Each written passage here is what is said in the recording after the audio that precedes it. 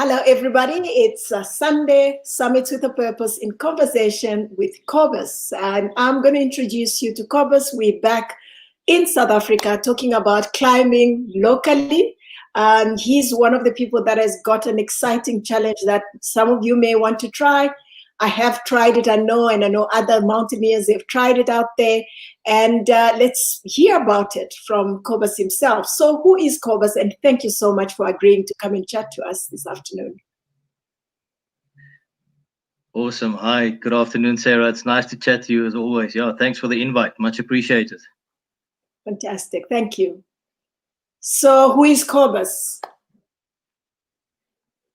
Kobus is a fairly simple guy that loves the outdoors and is quite passionate about enjoying the outdoors for what it is, and about sharing those experiences with other people, and just about having fun and kind of, I guess, being true to yourself. And I've always felt pretty alive in the outdoors, and it's whether that be sitting on a mountaintop somewhere, or just chilling with my son next to a river catching some fish, or whether it's just walking somewhere in a botanical garden with someone. It really doesn't matter. It's the other night we were lying outside here in the garden on the trampoline, and we were just lying on our backs looking at the stars. And as you know, here from the city, you can only see like a few stars. And my son pointed out, he said, but he thinks that's Mars. And I said, well, it looks like a planet, but I'm not sure. And so we started investigating that. That for me is really what it is about. It's about finding out more, about learning more, and about sharing that with other people. I've enjoyed the outdoors for my whole life, and I've been privileged to have done a few cool things, and I've worked with youth. In a previous life, I worked for an organization called Outward Bound South Africa, and that organization was all about transforming people's lives through adventure, and exposing people to the outdoors in a safe, facilitated environment, and giving them the opportunity to learn about themselves. That was the time of my life. I thoroughly enjoyed it. I've worked for Cape Nature Conservation as a student for a couple of years, which was absolutely fantastic, which gave me a completely different perspective again to the outdoors, and just another side of it. And nowadays I work full-time for a company called Performance Brands. And I guess one of our better known brands is called First Ascent, which is, I think, this one. Yeah, I've got it on the t-shirt. And obviously in the outdoor environment, it is a well-known technical outdoor brand, and a respected one. So I work for them.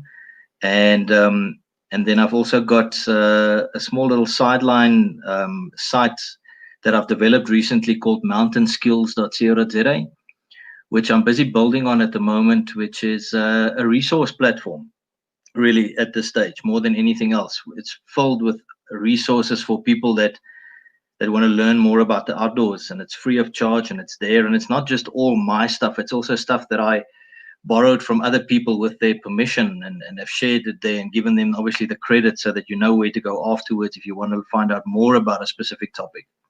And that for me is just a passion thing more than anything else, because a lot of people want to explore the outdoors, especially now after this lockdown period. And I think a lot of people are making mistakes, unfortunately, as well. So there's lots that you can learn out there that is free of charge, that you don't have to charge money for. And then obviously the Nine Peaks Challenge is something that I've been involved with for quite a few years now, which is, I think, probably going to be the majority of this chat. So I guess that's Kobus in a nutshell. Yeah, fantastic. Thank you. Thank you for that. And absolutely am excited about putting resources somewhere where people can go and find out more. I mean, I've struggled, you know that, in getting the right information for some of the climbs that I've had to do. Because there's just no information out there, and the people that you try and ask, they want to charge an arm and the leg, and I think it's amazing, and it's a great thing that you've done in terms of putting a repository that South Africans that want to go out there can find information. So I would love to have that website so that I can share it with people, so that they can come to you. So thank you. So talking about adventure, it sounds like that's all you've done all your life. When did it start? When did the bug hit? Is it something that you started with your family growing up, or did something happen that drew you into the outdoors? Yeah, it's a good question. I won't go as far as to say adventure is what I've been doing all my life, because I think that would be a lie. there, I've, I am by no stretch of the imagination a world-class adventurer. In fact, I like the odd mini adventure as much as anyone else. I've just always been passionate about it, and what I really enjoy more than anything else is about chatting with people about it, like with you. And you and I have had some interesting conversations over the last couple of years, but having a chat like this and just sharing those experiences, and then also learning from others, and from listening to their experiences, and taking from that and using it, and utilizing it. And but for me, it really started as a kid. My family isn't extremely outdoorsy, but my dad has always had a love for nature. And if I have to think back, some of my earliest memories of spending a bit of time outdoors was really walking with him when he went hunting. And I was still too young, so I didn't carry a rifle. My job was to chase the buck up, so that so we could have some biltong a month later. But that was I guess where it all started. But I also grew up in rural South Africa, in small area, in small town, and I come from Uniondale in the Klein Karoo, which is a spectacular place to grow up. And I think that's really where the bug for mountains really bit me, because if you live in Uniondale, and I wonder how many people that still live there notice this. You're surrounded by spectacular mountains. You can stand anywhere in town and you look up in any direction, and there's a mountain somewhere around you. And you think about the fact that you're standing in the little Karoo, and you've got these spectacular mountains with the most incredible fynbos. But you have to go and look for it. You have to go and explore it. It's not going to roll down the hill to you. You have to climb up the hill to see it and enjoy it. But if I'm totally honest, I think when I worked for Cape Nature Conservation is really where I learned that this is where I want to spend most of my time, whether it be working or just as a leisure activity. Is really just to spend as much time in the hills as possible, and to more often than not share that with people. But let me just be clear, and I think everyone that knows me will echo this.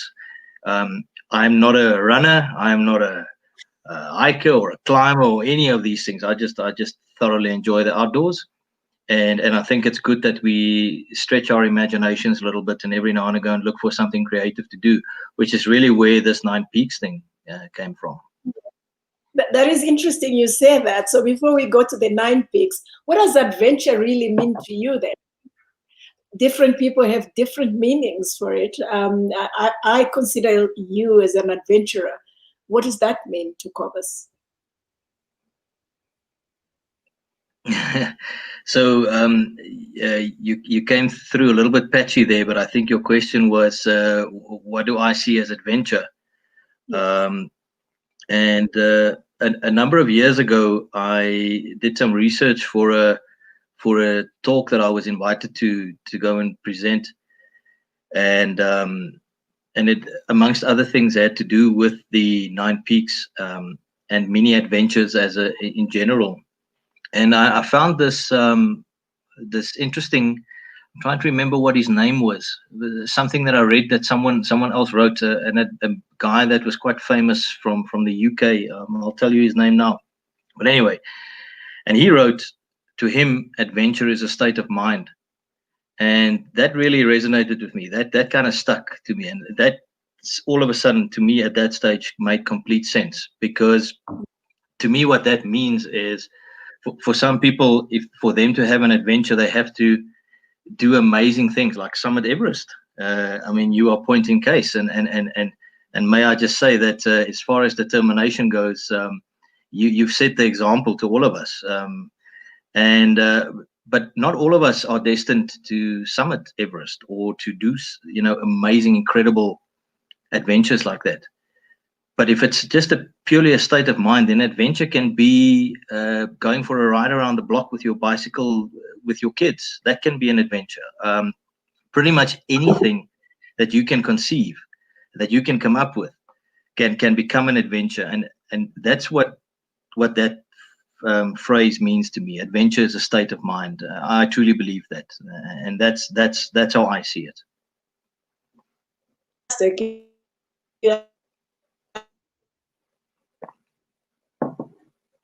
Their own home. Looks like we have unstable internet connect for some reason. So I agree with you totally.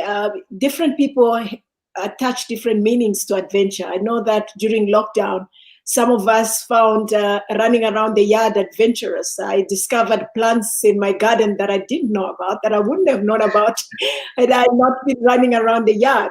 But let's go back to the 9 peaks, which is the bulk of what I want us to talk about and expose the users or the listeners to. How did you start this challenge, the 9 peaks? You just sat around and decided, what are the highest peaks in the 9 provinces? Were they marked? Did you mark them? Can you tell us a little bit more of the history before we go into the details? Sure, of course. So contrary to popular belief, I can't claim the 9 peaks as my idea. Although when I came up with it, I thought it was my idea, and I thought it was pretty clever. But so I'll tell you how it all happened.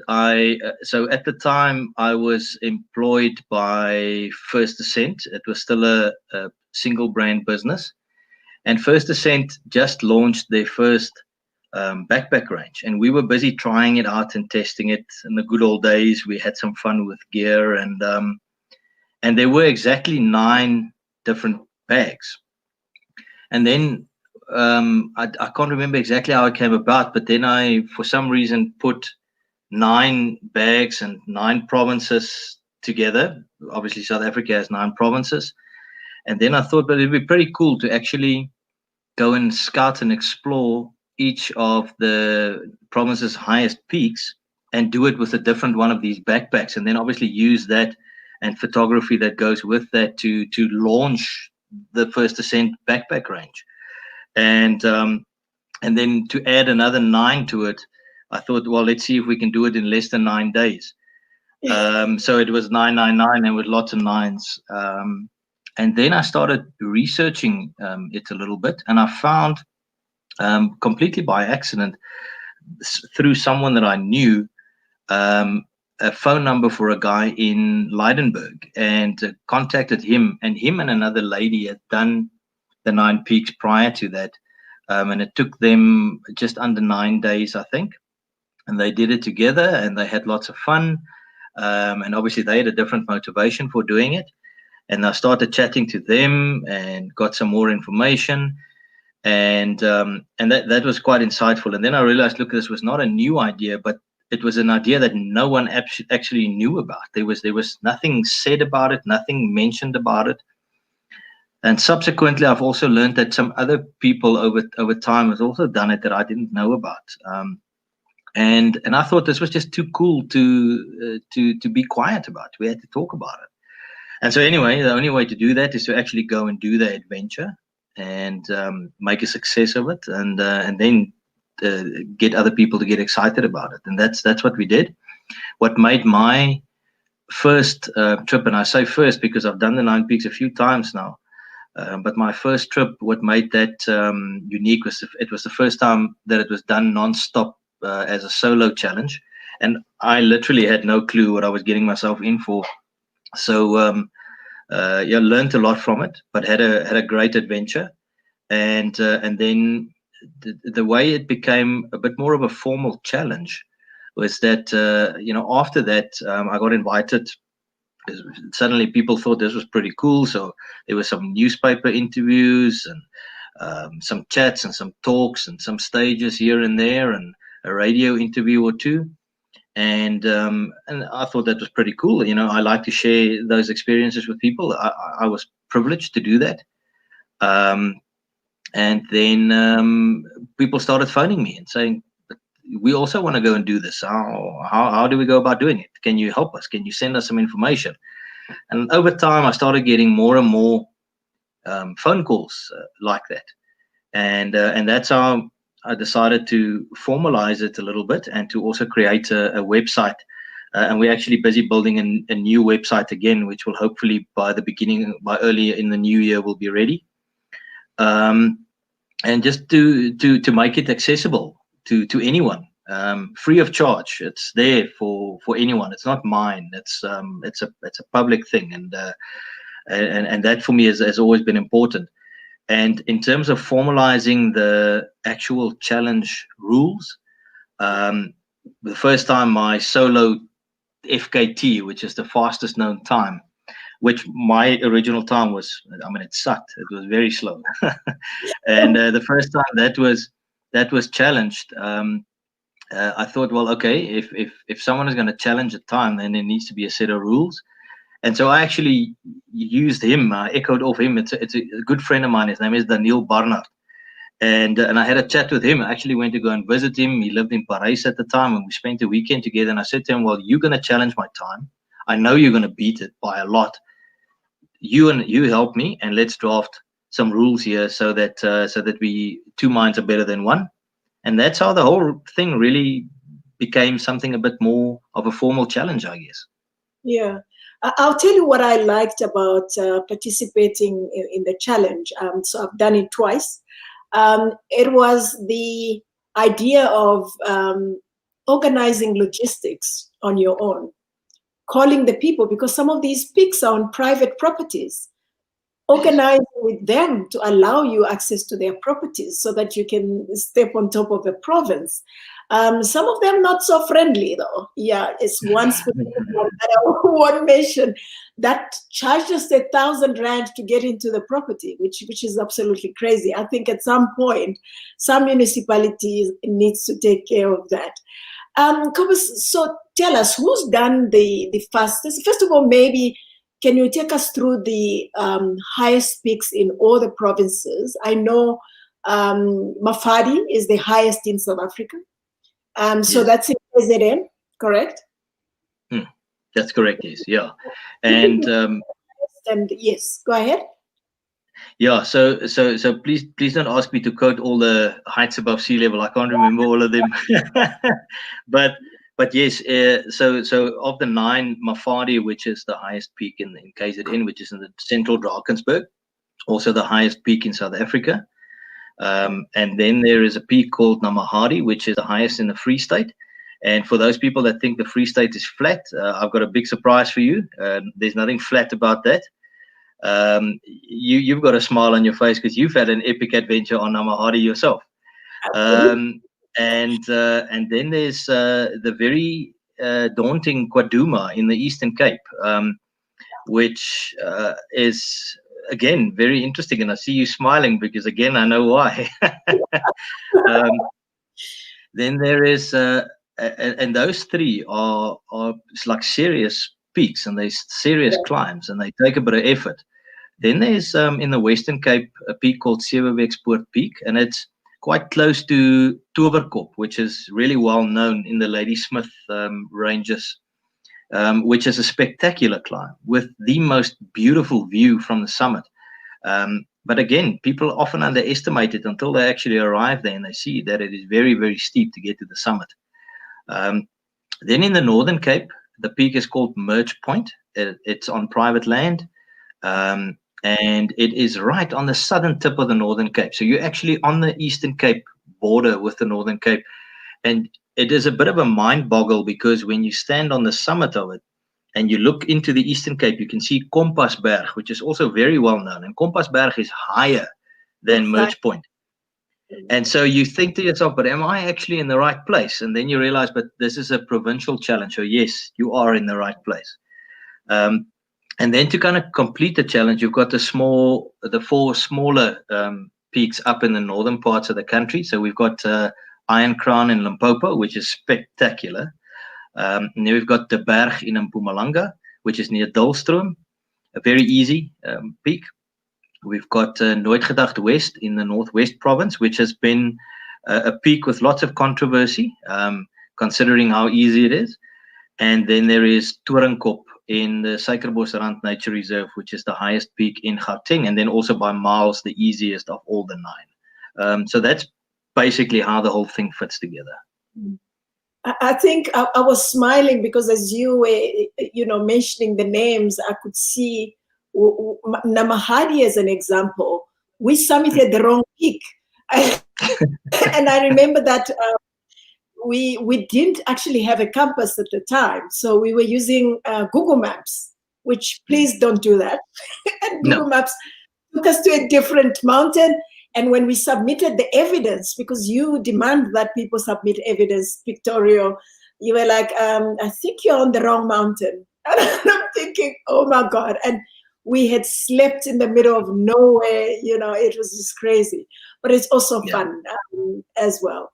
Kwaduma also, rightfully said, is also quite a crazy one, very close to Lesotho. In fact, you actually see people looking both on Namafadi and Kwaduma. You see a lot of shepherds, around there, and dogs, funny enough, on Kwaduma for some reason. Yeah. What's up with that? Has other people that have participated actually found that? Yes, many people have found that. I think everyone has some experience of that. I personally have had a very close encounter with dogs on Kwaduma, and this is quite an interesting story. This was my very first time going there, and obviously I had no clue what I was doing or where I was going, and I did some preparation and got all the information together and rocked up in a small little village called Tabase, and stopped at the police station and chatted to a sergeant who had this cowboy hat on. And I thought, geez, is this the Wild West or what's going on here? And I said to him, Sergeant, I'm planning on doing A, B, C, D, E. And he was like, you crazy. You're going to die, he said to me. I said, no, man, I'm not going to die. He said, no, seriously, someone got killed up there. And he said to me how many days before that by dogs. I'm like, oh, my goodness, okay.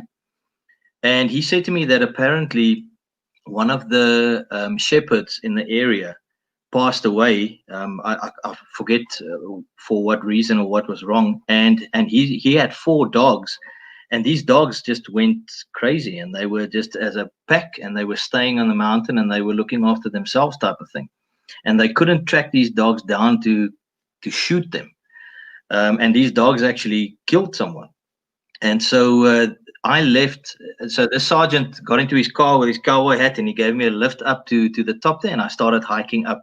And as I maybe after a kilometer or so, the sun started setting, and I was going into this remote area. I had no clue what I was doing, and it was getting dark, and I was nervous now because of what he told me. And eventually got to the summit very late that night. You will recall it's quite a long walk to get to the summit of Kwaduma. And I got lost a few times, and so I eventually made the summit. And I remember on the way to the summit, it was very misty as I got onto the escarpment, and it was dark as well. And I heard these dogs barking, and I thought, oh my goodness, this is it for me. And they tracked me, and I literally at some point was fending them off with my trekking poles. Thank goodness I had trekking poles.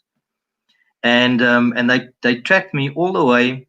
They left me at the foot of Kwaduma. I summited, and I made a video on the top of Kwaduma, which was later published. And you can see the fear in my face.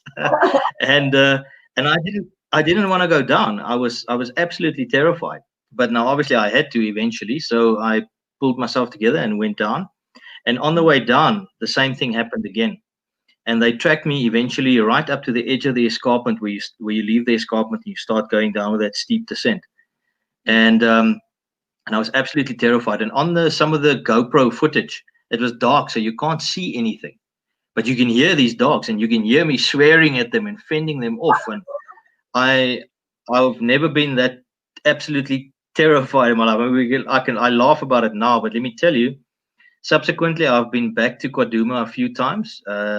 Once by myself, again solo, and on a few times with other people. And every time I go there, I'm absolutely terrified. It's a bit of a blank spot for me now.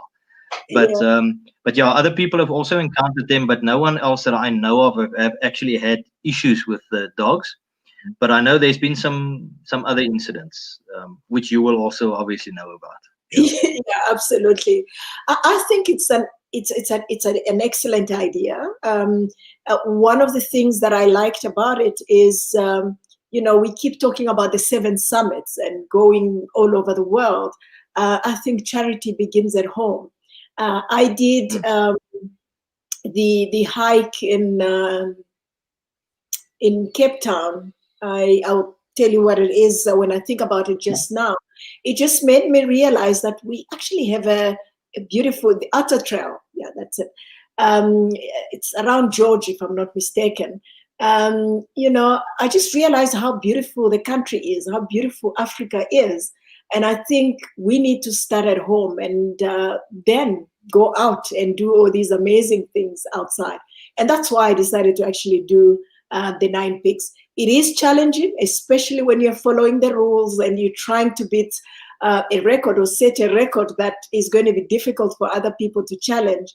The other thing that came out that was good, which you know about after an attempt, is me partnering with Molly to try and see if we can get people that were born and stay at the foot of these mountains to actually guide people up the mountains. Maybe not in Gauteng, but if you think about Kwaduma, Namahari, Mafadi, definitely can create an economy at the foot of that mountain for the people that stay there, because they know the mountains. That's their backyard, really. And you'll be happy to know that we have actually subsequently trained 3 ladies in KZN, which I'm very excited about. They are taking clients now. Some of them were already doing it. So this is just giving them the skills in terms of first aid, client management, and much more. So your one idea has really given birth to much more. And that is very exciting for me. So of all the climbs, which is the most difficult from the feedback that you're getting, not from your own experience, from the feedback that you're getting from people that have done it? Which is the most difficult and which is the easiest? I think the easiest you probably have already mentioned. Yeah, so the 4 smaller peaks up in the northern parts of the country are all fairly straightforward. But again, a place like Iron Crown is never to be underestimated. It's the highest point in the Wolkberg, and the Wolkberg is accident prone for some reason. But we haven't had any issues there. But Torenkop, which is the highest peak in Gauteng, which is in the Suikerbosrand Nature Reserve, just south of Joburg, near Heidelberg. That would be the by miles the easiest. You can literally almost drive to the top of it. But it's still, I mean, it's absolutely beautiful. What a beautiful place. From the feedback, and many people have not done this challenge. Most people, if they've actually completed the challenge, once they've done the whole challenge, most people will say Mafadi was the toughest, simply because it is the longest distance of all the peaks. It is also very challenging terrain. Anyone that's ever climbed any Drakensberg Pass really will tell you that there's no such thing as an easy Drakensberg Pass. It never gets easy. So it's very challenging, and it's also at high altitude. If I remember correctly, I think Mafadi gets to 3,450 meters above sea level, which is very high altitude. And if you're not used to it, then it'll be foreign territory for you. So yeah, Mafadi has definitely been the most challenging for most people. That being said, the most journeys that have stopped prematurely were stopped on Namahadi, which is the highest peak in the Free State. And so the majority of people that do the challenge will start in the north, most of the time with Iron Crown, and they'll finish the 4 smaller peaks. I say smaller peaks up north. And then they'll drive down to Witsieshoek in the northern Drakensberg, and they'll go from there and they do Namahadi, and then they continue their journey, Mafadi, Kwaduma, etc., etc. And most of the journeys that have stopped prematurely were stopped on Namahadi. And I think it's often because people get there and they underestimate it. And it Yeah. is a long walk out to Namahadi. You yourself will know this. It is a very, very long walk. A lot of people have gotten lost there, me included. I've gotten lost there on at times, and I've been there many times, because if the weather changes or something is just not in your favor that day, then it is a challenging environment. It is the Drakensberg. It is never to be underestimated. And but if you do it right, if you prepare properly, you're going to have the time of your life. It really is a spectacular hike, but it is a challenging one. Yeah. And also, just to add to that, I always refer to Namahadi as an ankle breaker, because I know of 5, 6 people, including myself, that have had to prematurely stop a journey on Namahadi due to ankle injuries. So it's definitely a bit of an ankle breaker. If I remember correctly, I think on your challenge as well, that wasn't. Yeah, I can't remember exactly. Yeah. Anyway. Got hit on Mafadi, and actually Molly also got hit on Mafadi. It's getting lost in the middle of nowhere. I also trying to beat the time. So you actually hike in the night. And I must admit, I have no idea in terms of trying to figure out in the dark where I need to go. So we got lost quite badly. I see Molly has joined us. She says she remembers stumbling around in the dark on Namahadi. Yes, Molly. And Mafadi broke her ankle. Thank you for joining us, Molly. That's been interesting. So it's amazing, and I would love to put your website address on the page so that people can follow and learn a little bit more about our country and about the different peaks that one can use. Do you think these peaks, some of them, are a good training ground for somebody trying to go and do Kili? Yeah, I think so. Most people that plan to go to Kilimanjaro from South Africa, I'd say the majority, probably 90% or even more, have got no mountaineering experience or no climbing, even outdoor experience.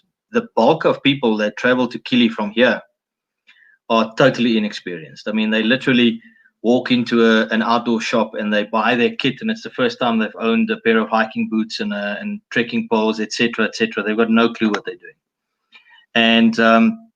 and that's fine, because Kilimanjaro is set up in such a way that it accommodates people like that, and that's fantastic. I think it is good to make these places accessible, within limits and control, of course. But when you look at preparation for something like Kili and similar mountains, the Drakensberg offers spectacular training. Simply because in South Africa it is the best place to get exposure to some decent altitude, because anything above 3,000 meters is becoming decent altitude, but I can't tell you anything about that. And then also, just in terms of the actual physical challenge of hiking in the Drakensberg, summiting a Mafadi or a Namahadi or a Kwaduma, but Mafadi I think is the one that stands out, or even doing the Mweni circular route, or I mean, there's so many options in the Drakensberg. Besides the fact that they are all spectacular, they do offer very good training. It offers you the opportunity to actually test your gear before you go to Kili, because I always say to people when I prep them for a journey like Kili or Mount Kenya or something similar, is that you do not want to get to these places and then you make mistakes with your gear, or you don't know how something works. You want to figure those things out beforehand. And the Drakensberg, in a controlled environment, and maybe under some guidance by someone experienced, offers you that opportunity. Yeah. Absolutely. I totally agree with that. I think Mafadi does give you that, because when we went from Jasuti and to the mid camp, I don't remember what it's called. You can set up your tent there. You don't have to stay in the refuge that's there. Gives you an opportunity to, prepare your own tent, sleep in a sleeping bag, cook your own food, get up very early, go for the summit and back. It does give you a lot of that, and it gives you different terrains that you're able to actually train on. So you're absolutely right about that, Kobus. You talked about Kili. When is the first time that you summited Kili, and how long have you been guiding people up Kilimanjaro? Sure, Sarah. I think my first time on Kili was in 2004, I think. I don't know. I think it was then. And I was very lucky at the time because I had no idea what I was doing. And I worked for Outward Bound South Africa at the time. And the executive director of Outward Bound International, a guy by the name of Ian Wade at the time, fantastic character, ex-Everest summiteer and an expedition leader worldwide, and he's done amazing things, you know. He, for some reason, got a liking in me before we ever met in person, and he sent our executive director in South Africa a message, and he said, that guy, I want to invite him as a guide on the trip. At the time, Outward Bound did this annual journey where people from the United States would pay a decent sum of money to go on this journey, A, and B, to contribute to a fund that Outward Bound would use internationally to assist adjudicated youth in training and, you know, those type of things. So it was all for a very good cause. And for some reason, they picked me, and I went, and I was completely out of my comfort zone at the time. But Ian was fantastic, and we had a great journey. It was quite a big group, and I think everyone, with the exception of one lady, summited. And it was interesting. She developed pulmonary edema at Barafu camp, which you will know very well. And it was interesting that afterwards I learned that she was actually a lung specialist from New York, and she actually told us what was wrong with her. And yeah, it was absolutely fascinating. And so since then, after that, it took a while before I went again. And then later on, the very well-known Sean Disney was kind enough to invite me to guide a trip or two for him. And prior to that, I did some freelance trips for Alaska Mountain Guides. And then later on, I started my own outfit called AdventureWorks Africa, which is currently in a frozen state, and because there's some other priorities at the moment. And yeah, I've been privileged to have gone there and to some other places a few times. But Kili is particularly special because it's on our continent. It's easy for us to go there. It is absolutely spectacular, as you know. And the people in Tanzania are just awesome. I honestly, I love going there, and I miss it. As I sit here, as we talk about it, I absolutely miss it. Yeah. They've also got some of the best beer.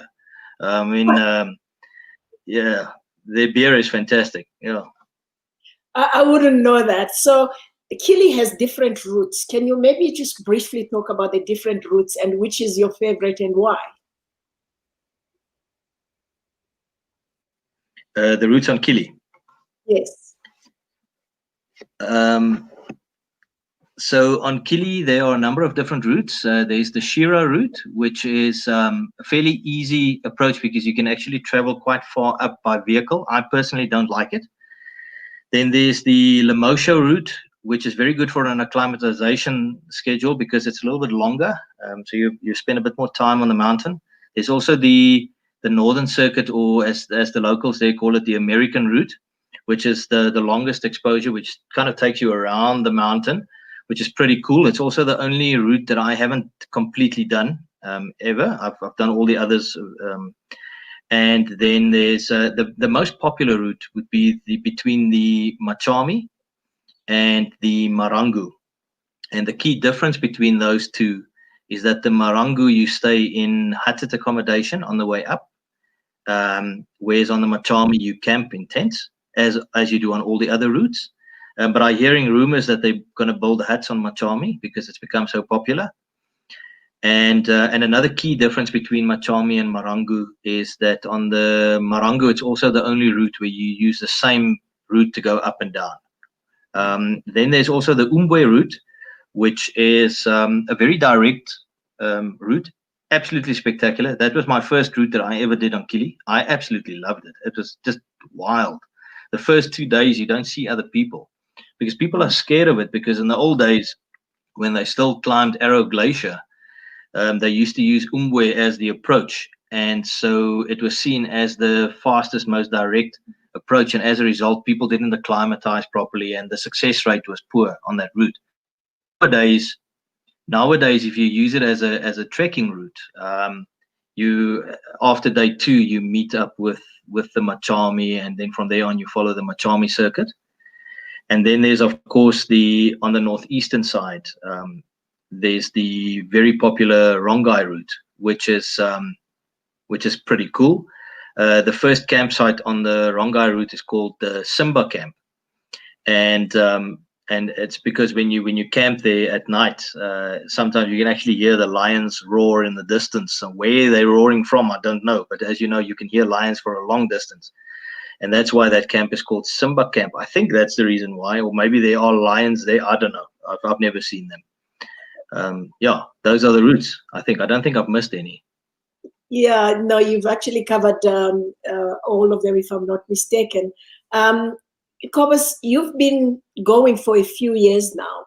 What changes have you seen that are a testament to global warming? Because people that have been climbing for a very long time say that that glacier used to be closer and it's moving. Is that something that you've noticed or not? If I'm totally honest, from the start, if I ever knew that we were going to be talking about global warming on a daily basis, as we do nowadays, and as we should, then I would have probably taken more note right from the start. But yeah, I definitely have seen changes. There's definitely also, Kilimanjaro is actually a very dry mountain. There's not a lot of fresh water on the mountain.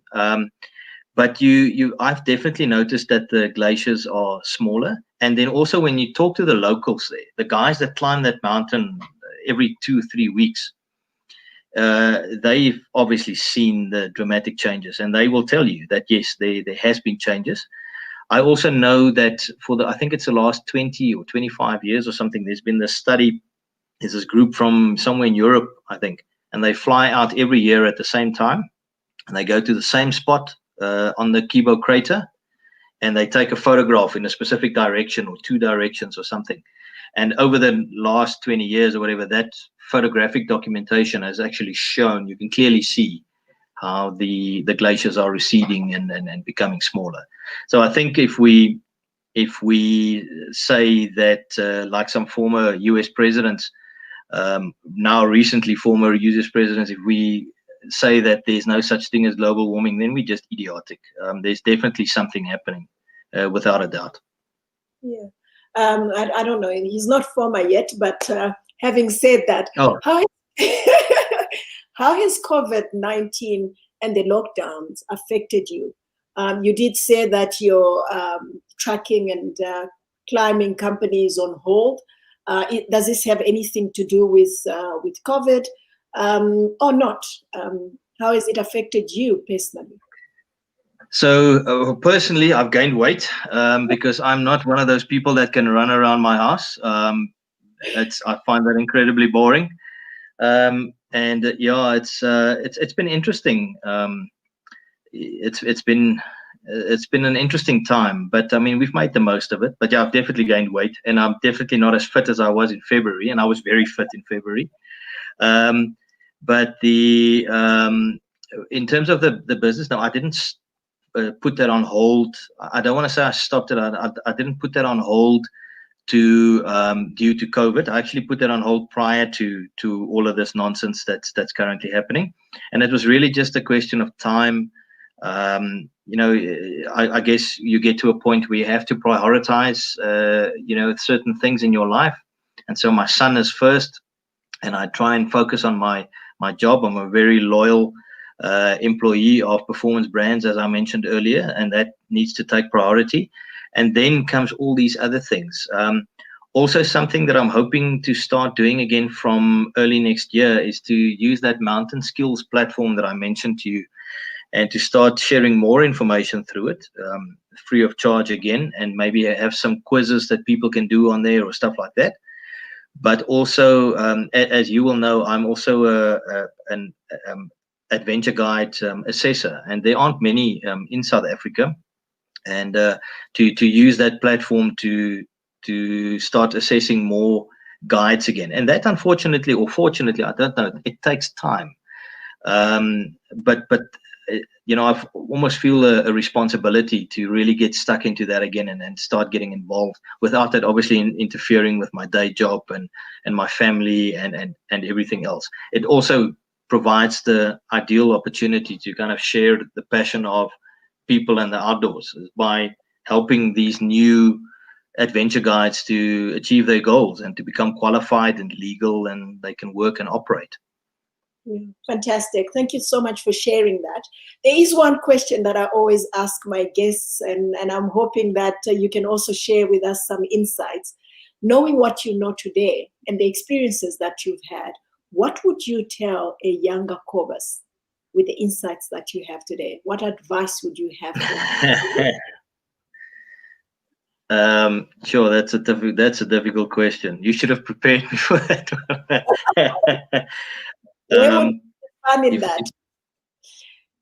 Yeah, true. No, I understand. I think if I'm honest, if I knew what I know now 25 years ago, I would have definitely told myself to start earlier, to explore more, to not be scared, to especially when you're a little bit younger. You know, when you get a little bit older and in your middle years, I guess, where I am, and you've got family and responsibility and all those wonderful things that we all aim for, you tend to be a bit more cautious because you can't really afford to lose much. But when you're younger, I mean, I don't know what's holding us back. And yeah, if I could have it all over, I'd not change much for sure, but I definitely take more risks. I definitely take on more. I challenge myself more, and I'll certainly get out more with amazing people. I think that's my answer. Yeah. Fantastic, Kobus. So this was all about the 9 peaks. I just want to go back to all the 9 peaks and those that would like to attempt, whether it's to challenge. I know some people have done them in terms of they do one every second month. Some people do 2 or 3 every year. Where can they get the information to help them understand where the coordinates are, what they need to watch out for? And maybe if they want to challenge, what's the process? Do they call you? And can you give us a little bit more information in closing in terms of that? Sure, absolutely. So I think the easiest starting point would be to go onto the 9 Peaks website, which is just 9 Peaks in words, 9peaks.co.za. And there's a lot of information on there, all relevant, obviously, and it basically gives you the coordinates, the locations, it gives you some peak specific information, and it also provides the rules, etc. But then inevitably what you're going to do is you're going to send me an email or you're going to give me a call, and we're going to have a chat and we're going to get to know each other, and I'm going to share as much information as I can. I would like to encourage people to, and that's one of the reasons why the new site's being developed. I'd like to encourage more people to just go out and do this challenge, because it's a pretty cool way to see the country. And a lot of people, the original site was kind of set up for people that wanted to challenge a speed record for a specific category. I think there's 7 categories. And essentially what we need to do is we need to say to anyone, just go and do it. Whether you challenge a speed record or whether you just want to go and challenge yourself. I mean, there's this guy, Mike, he's a retired teacher. He did it over 3 years, I think. Every now and again on a school holiday, he would go and summit a peak, and then he would send me pictures afterwards, and I posted some of it on Facebook. There's a Facebook page for the 9 Peaks Challenge, and I think that's pretty cool. And so we're busy redesigning the Wall of Honor to hopefully over time get all the information together, and it's proving quite a challenge, so that anyone that's ever completed the 9 Peaks, regardless of how you did it or how long it took you, your name should be on there, and you should be given the credit for taking on the challenge, for getting off your backside and getting out there and exploring it. And obviously one of the criteria would be that regardless of how you did it, you need to obviously prove in some way that you were actually there, because we've had people that have claimed certain things on this, and then afterwards it came out that they didn't do it, which is just stupid, you know. And then, but yeah, contacting me would really be the easiest starting point. And then I will put you in touch with the relevant landowners. And you mentioned about that difficult landowner earlier. He's no longer there. Oh, The great. people that are there now, yeah, the people that are there now are very friendly, very accommodating. In fact, all the landowners that we deal with, I've got a good relationship with all of them. And as long as everyone that sets out on the challenge respects the rules and respects the landowners, then we're always going to have access, and then we're always going to have a good time, and it allows the next people to follow and to have fun on these peaks as well.